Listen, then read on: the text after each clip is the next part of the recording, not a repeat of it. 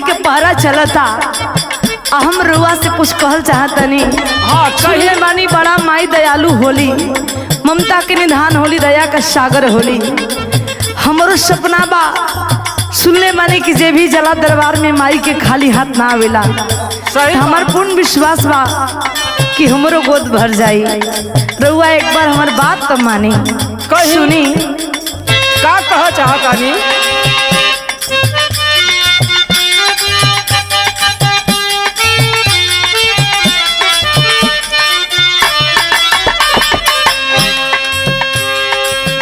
बहुते दिन से साईयाना भइले ललनवा, मनवा बाउर भइले ना।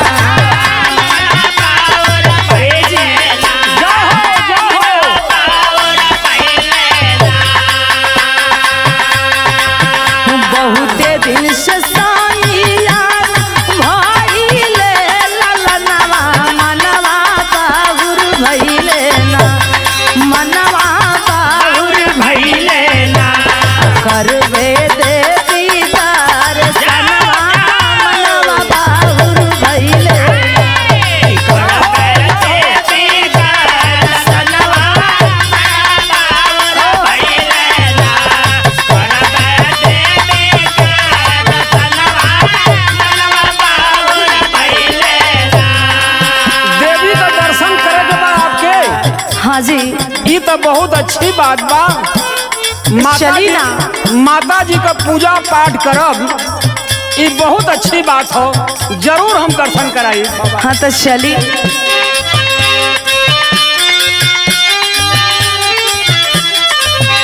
कौन देवी कै तू प्यारी करब दर्शनवा, मनवा बाउर भइले ना। बताओ तनी सुनी।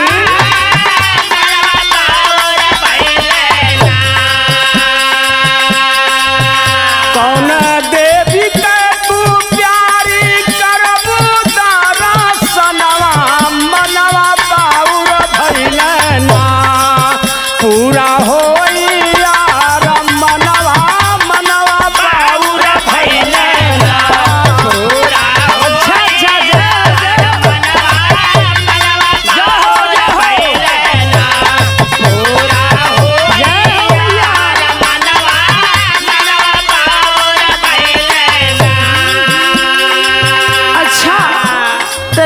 पूछतनी कि कौना देवी माई के दर्शन करबो, तो सुनी हम बतावतनी का।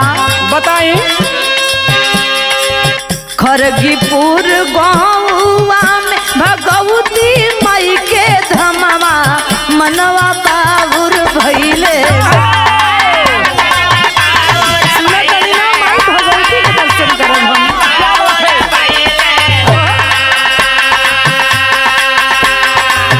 खरगीपुर गौवा में भगवती माई के धमवा, मनवा बाबुर भइले ना, मनवा बाबुर भइले ना। दीहे गोदिया में सुमनवा,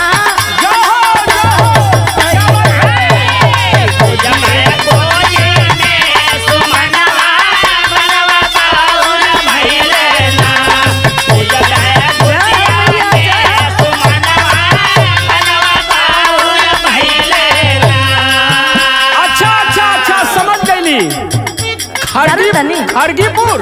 अरे हाँ जी, वाराणसी जिला में उमरहा बाजार से 1.5 किलोमीटर पश्चिम तरया पियरी के सरहद पर खरगीपुर गांव में माँ भगवती हैं। बहुत जागता देवी हैं।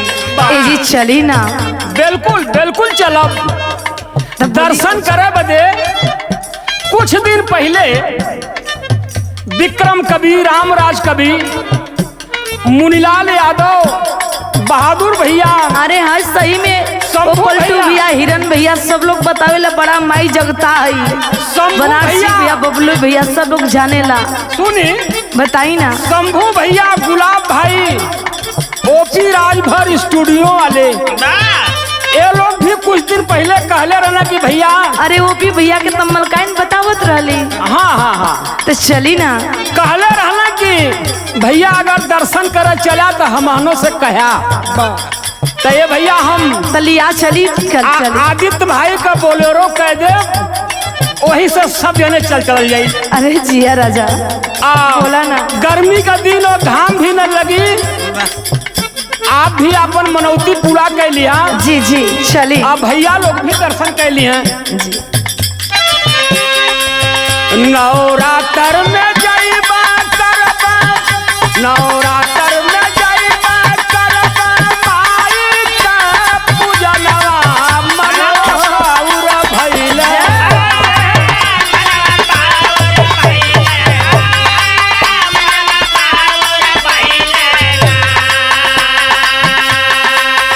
नवरात्र में जाइबा करबा, माई का पूजनवा मनवा भइले ना। तोहरो पूरा होई सपनवा मनवा पाउर भइले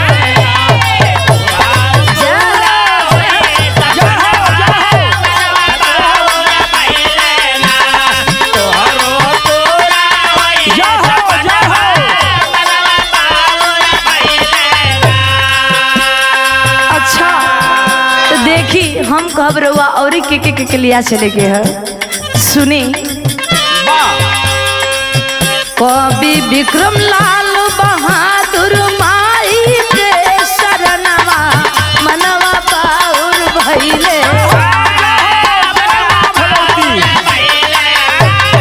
अरे सुनीता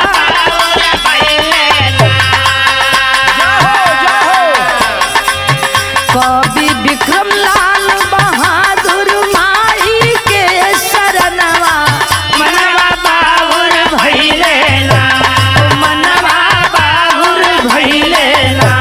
अखिली है लक्ष्मी के सुमनवा मनवा पाउर भइले ना, अखिली है लक्ष्मी के सुमनवा पाउर भइले ना, अखिली है लक्ष्मी के सुमनवा मनवा पाउर भइले ना, अखिली है लक्ष्मी के सुमनवा मनवा पाउर भइले ना, अखिली है लक्ष्मी मनवा पाउर भइले ना।